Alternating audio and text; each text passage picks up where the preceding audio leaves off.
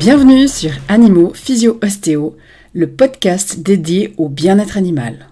Animé par Anne-Claire Lévesque, ostéopathe animalier, et Laure Zwalen, physiothérapeute pour animaux, ce podcast est né de la passion de deux professionnels pour les animaux et l'innovation en santé animale. Rejoignez-nous pour des discussions enrichissantes et des conseils précieux afin de garantir la santé et le bonheur de vos animaux.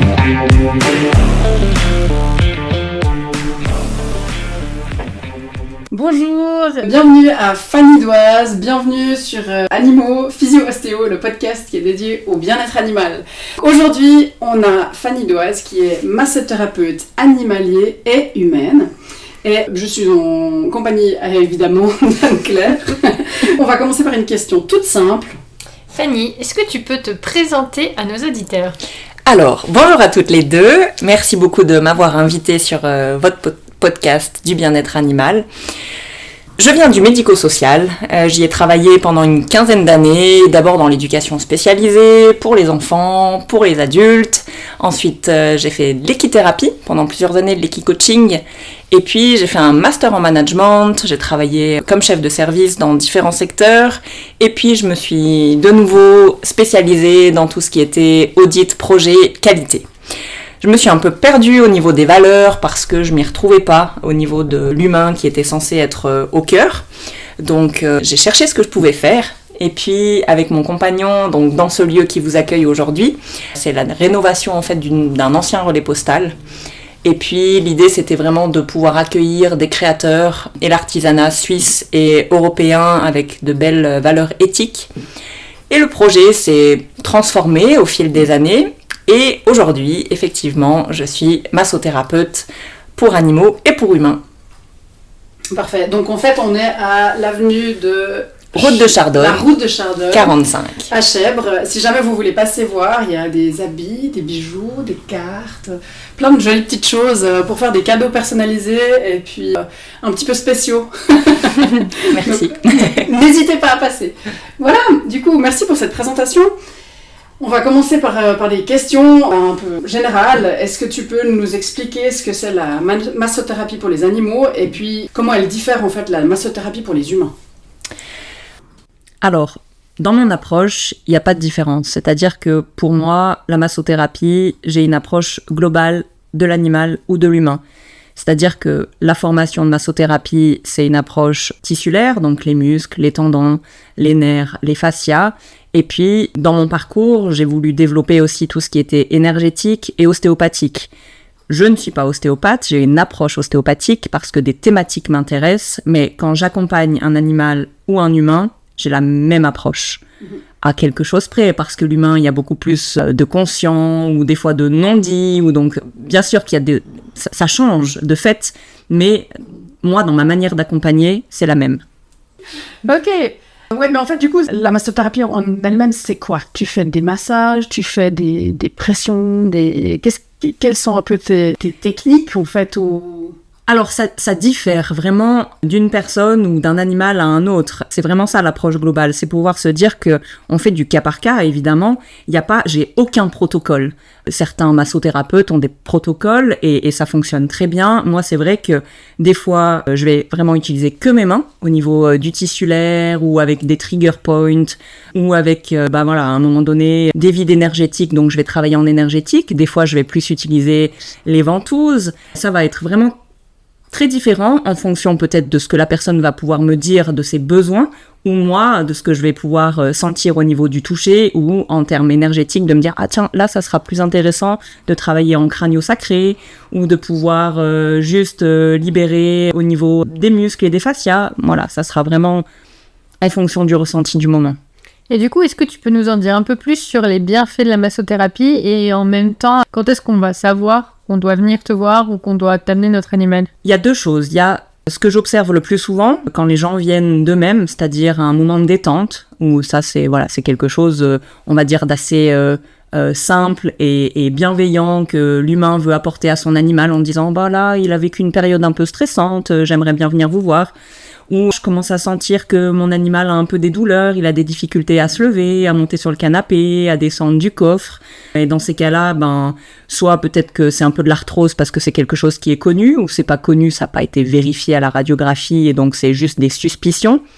Et puis, il y a tout ce qui est aussi référé par le physiothérapeute ou l'ostéopathe, où là, c'est vraiment centré sur un problème de rééducation ou juste de complémentarité dans l'approche ostéopathique ou physiothérapie.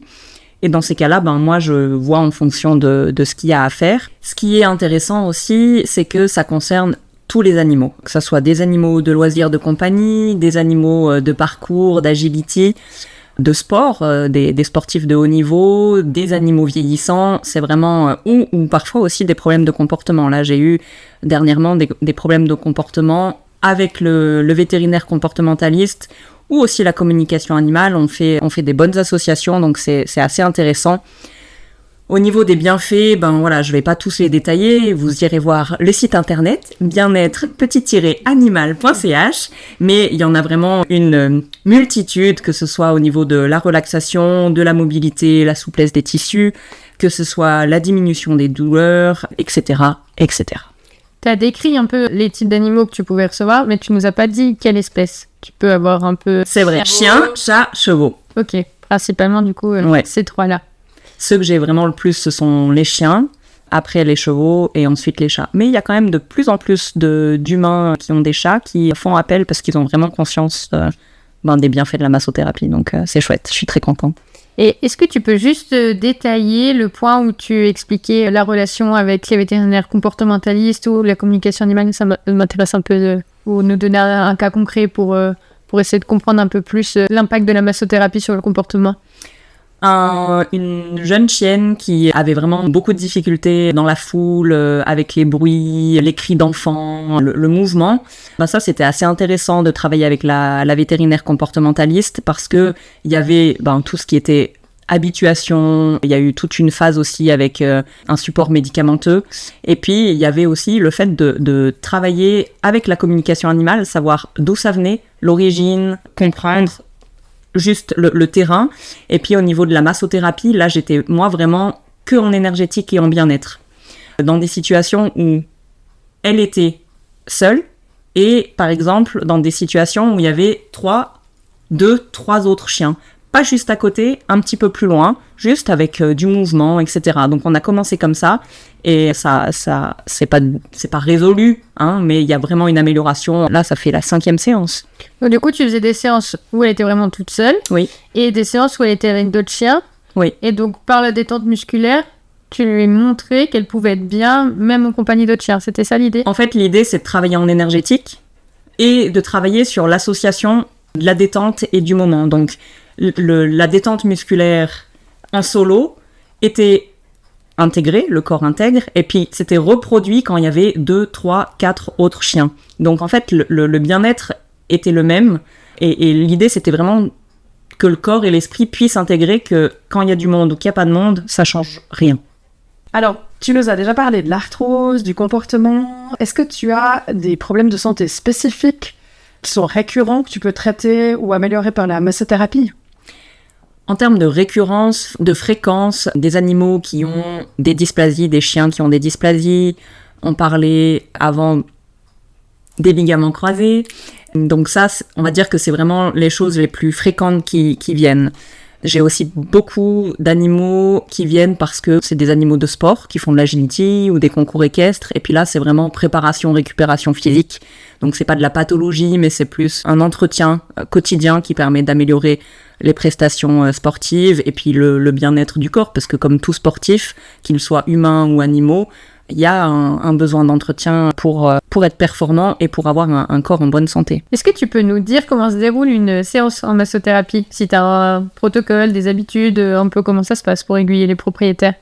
Alors, comme je vous disais, pas de protocole. Par contre, la toute première fois, quand un propriétaire vient, il y a vraiment ce temps d'échange, d'anamnèse pour connaître l'histoire du chien, son comportement, ses problèmes de santé, les attentes du propriétaire. Et puis, ça permet non pas de poser de diagnostic parce que j'ai pas les compétences pour, mais de vraiment avoir, on va dire, le plus d'informations possibles pour accompagner au plus juste l'animal. Ouais, donc tu fais l'anamnèse et après tu traites le chien en fonction de la pathologie que tu as trouvée. La première fois, c'est vraiment important de pouvoir mettre en confiance l'animal parce qu'il y en a qui sont hyper tactiles et puis la première fois, c'est comme si on s'était déjà connu toute une vie. D'autres sont quand même pas forcément tactiles ou plus sur la réserve. Et moi, mon objectif, c'est vraiment de pouvoir créer ce lien pour après pouvoir aller de plus en plus en profondeur dans ce que je dois faire dans mon accompagnement. Ok. Ensuite, est-ce qu'il y a des signes à surveiller par le propriétaire en fait, pour qu'il sache quand est-ce qu'il faut qu'il fasse une séance de massothérapie? Alors, donc c'est ce que je disais un petit peu tout à l'heure. Au niveau des signes, est-ce qu'il y a de l'inconfort?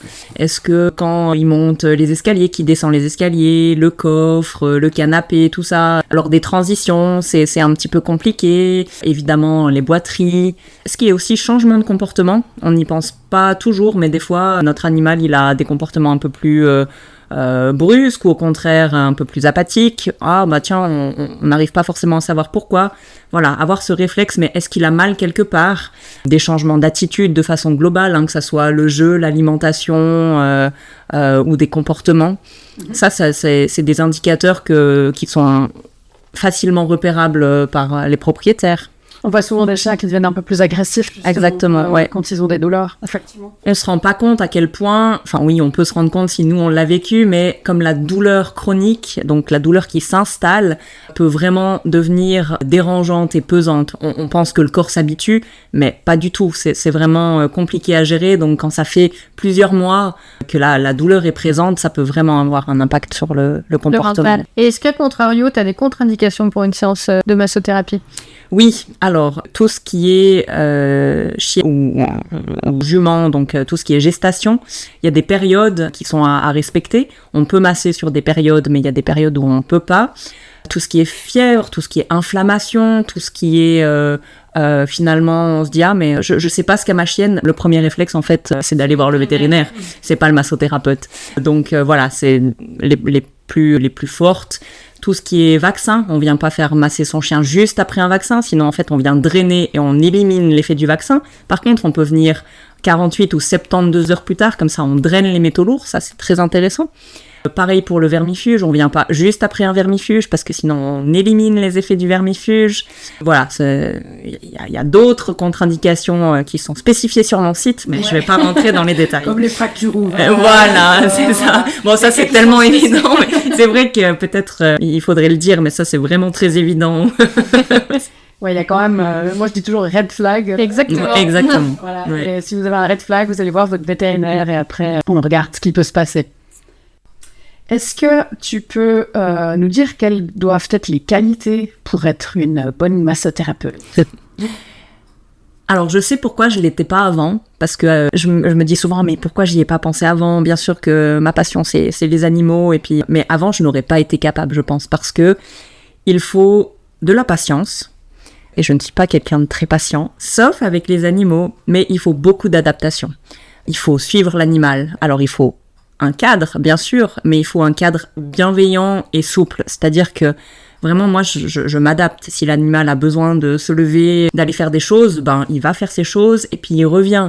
L'idée, c'est vraiment de, comme je le disais tout à l'heure, de créer du lien, de créer de la confiance, que l'animal, quand il vient ici, il se dise « mais c'est un chouette moment, c'est cool, j'ai envie de revenir ». Et ça, pour moi, c'est vraiment essentiel. Bien sûr qu'il faut de l'empathie, mais pas trop, parce que sinon, après, ça peut vite devenir énergivore. Et puis, de l'humilité, parce qu'il faut se remettre en question, il faut continuer de se former, il faut travailler en équipe. Et ça, pour moi, si on aime travailler seul tout le temps, je pense que ça peut vite devenir compliqué. Donc, pour moi, ce sont les qualités essentielles. Ok. Est-ce que tu peux donner un conseil aux propriétaires sur ce qu'ils doivent faire entre deux séances pour garder leur animal dans un bon équilibre? Alors, ça dépendra vraiment du suivi. Des fois, je donne quelques petits tips au niveau des gestes pour continuer à entretenir la détente musculaire, des gestes assez simples qu'ils peuvent reproduire. Des fois, ça sera plus en termes de conseils d'alimentation, ou des fois, je conseille juste d'aller voir un autre professionnel par rapport à de la nutrition, ou par rapport à tout ce qui est phytothérapie, ou même, si tout d'un coup, voilà, comme je disais tout à l'heure, je suis dans ma limite, là, peut-être que entre 2 séances, avant que je revienne, contacter l'ostéopathe, ça fera du bien. Et puis la prochaine fois que je reviens, je pourrai travailler plus loin. Ok. Et quels sont les retours les plus fréquents que tu reçois des propriétaires? Alors celui que j'adore,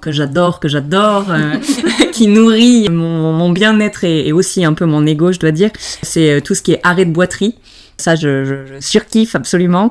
Et puis, parce que c'est très visible et que c'est très concret. Et puis, il y a aussi tout ce qui est, de façon peut-être plus discrète, mais tout aussi important, tout ce qui est mieux-être et amélioration du comportement. On parlait des animaux stressés, peureux, etc. Quand ils voient une amélioration au bout de 2, 3, 4 séances, ça, c'est aussi très intéressant. C'est les retours les plus fréquents que j'ai.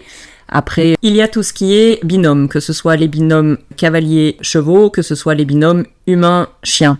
Il y a pour moi vraiment pour les chevaux, cette amélioration quand il y a un lien avec la coach au niveau vraiment des allures, du rythme, de la biomécanique, et quand le cavalier est également suivi en massothérapie. Et donc là, il y a pour moi vraiment cette plus-value du couple et du binôme dans l'amélioration. Et on observe aussi des fois des chiens qui vont pas forcément bien et ça perdure dans le temps, et puis tout d'un coup j'ai le déclic et puis je propose à la personne de venir se faire masser, et puis en duo avec le chien, et là tout d'un coup au niveau des bénéfices du chien ça dure plus longtemps, voire les pathologies ou l'apathie disparaît complètement. Et là c'est juste parce qu'on a travaillé auprès de l'humain et que du coup l'humain va mieux, le chien va mieux. Intéressant en tout cas. Tout à l'heure, on t'a posé la question des qualités que devait avoir un massothérapeute, et là, tu as parlé qu'il fallait savoir travailler en équipe et pas individuellement. Est-ce que tu peux détailler un peu ce point-là? Pour moi, c'est primordial, essentiel, bref, indispensable de pouvoir travailler en équipe, parce qu'on n'a pas toutes les compétences, on n'a pas l'expertise nécessaire sur tous les champs de suivi de l'animal, et donc du coup, de pouvoir avoir des bons liens avec le vétérinaire, l'ostéopathe, le maréchal, la physio, j'en passe, parce que en fait l'idée c'est de pouvoir encore une fois travailler de façon globale, donc tous les besoins de l'animal. Il y en a un pour qui ça sera le maréchal, un autre pour qui ça sera le nutritionniste, un autre pour qui ça sera l'ostéopathe, peu importe. C'est vraiment de pouvoir se dire on travaille vraiment en bonne intelligence ensemble, on se partage nos observations, on évolue dans notre pratique. Moi, je prends volontiers tes conseils quand on a des suivis ensemble, parce que y a des connaissances que j'ai pas, et que pour moi, la priorité, c'est accompagner l'animal au plus juste, et donc je prends tout ce que je peux prendre, en fait. Pour moi, c'est... Ouais. Qu'il aille mieux, oui. Exactement. Ouais, vous avez dit offline que vous avez fait un travail à 4 mois. Est-ce que vous pouvez un peu m'en parler? Avec grand plaisir. Ça vient de toi, donc peut-être je te laisse introduire, parce que moi, j'avais jamais fait ça avant toi.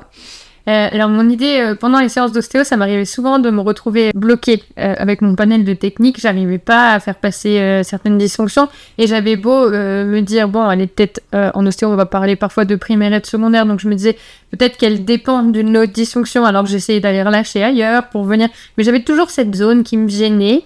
Et du coup, je me suis dit, il me manque quelque chose que moi, j'ai pas. Et je sais qu'en massage, je suis très nulle. Et je me suis dit, j'ai besoin de relâchement au niveau des tissus mous, donc tissus musculaires, tout ce qui s'ensuit, pour pouvoir vraiment aller jusqu'au bout de ma correction de dysfonction. Et là, je me suis dit, il faut que j'aille chercher quelqu'un d'autre. Faut qu'on travaille ensemble en même temps. Parce que quand, par exemple, avec Rivan, le cheval qu'on a ensemble, parfois tu passais, moi je passais derrière, et je me disais, c'est mieux, mais j'ai pas encore ce truc, je peux pas aller jusqu'au bout. Et quand on a fait la séance ensemble, donc on avait nos 4 mains sur le cheval, d'où le nom de 4 mains.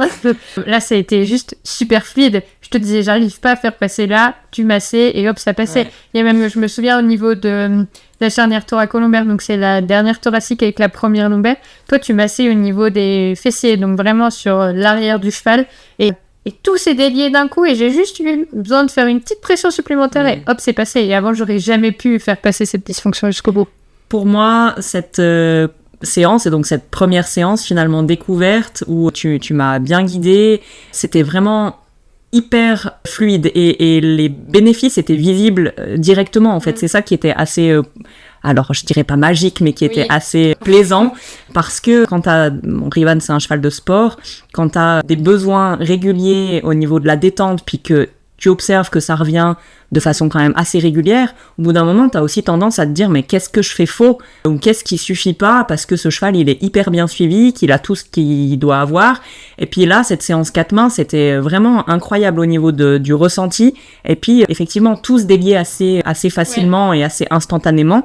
Donc, ce côté 4 mains, au niveau, on disait structurel, tissulaire, pour moi, c'était assez waouh, quoi. Ouais, c'était hyper complémentaire. Ouais. Et donc, comment tu vois l'évolution de la massothérapie pour les animaux dans les prochaines années ? Mais je la vois bien. J'ai envie de la voir bien. Alors, il y aura une partie, je pense, de façon individuelle, c'est-à-dire que à chaque massothérapeute, finalement, de cheminer par rapport à sa pratique, par rapport aux besoins des animaux qu'il rencontre, de se former vers les complémentarités qu'il aura envie. J'aimerais surtout qu'on puisse travailler plus ensemble parce que, comme les professions dans lesquelles j'ai exercé auparavant, les gens se rencontrent beaucoup, échangent sur leurs pratiques, échangent sur des situations un peu plus délicates ou sur lesquelles ils n'arrivent pas à avancer, même en équipe. Et ça, pour moi, ça me manque assez. Alors, j'ai la chance d'être avec des professionnels vétérinaires, ostéo, physio, qui sont beaucoup dans le partage et qui échangent volontiers sur les pratiques et me font beaucoup cheminer. Mais c'est vrai qu'avec les massothérapeutes, finalement, moi, j'en côtoie très peu.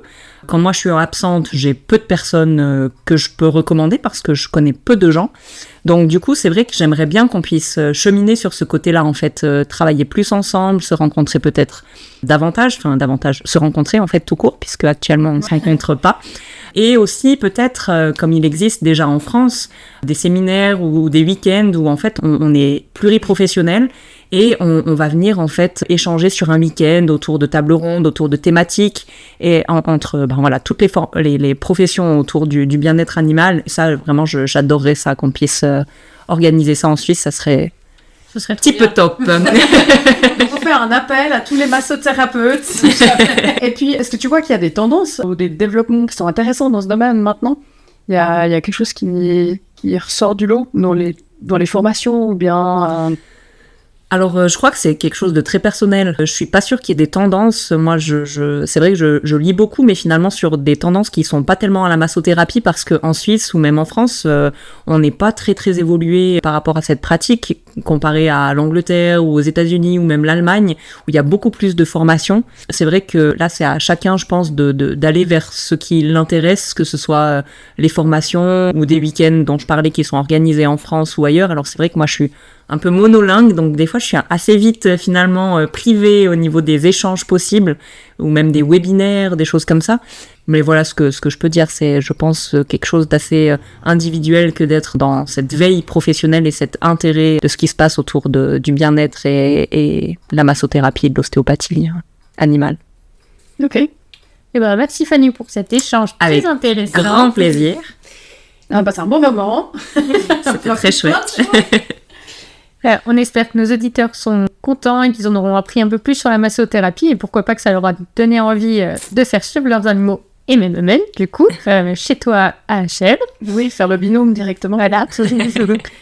Et puis, on vous dit à très bientôt dans un prochain épisode. Et voilà, chers auditeurs, nous arrivons à la fin de cet épisode. Nous espérons que les informations partagées aujourd'hui vous seront utiles. Nous remercions chaleureusement notre invité pour son expertise et ses précieux conseils. Si vous avez des questions ou des sujets que vous aimeriez voir abordés dans de futurs épisodes, n'hésitez pas à nous contacter via nos réseaux sociaux ou à nous laisser un commentaire. Pour ne rien manquer, abonnez-vous à Animaux Physio Ostéo, le podcast du bien-être animal, et suivez-nous sur Facebook et Instagram. Continuons ensemble à promouvoir une meilleure santé et un bien-être optimal pour tous les animaux. Merci de nous avoir écoutés, prenez soin de vous et de vos animaux et à très bientôt pour un nouvel épisode d'Animaux Physio Ostéo, le podcast du bien-être animal.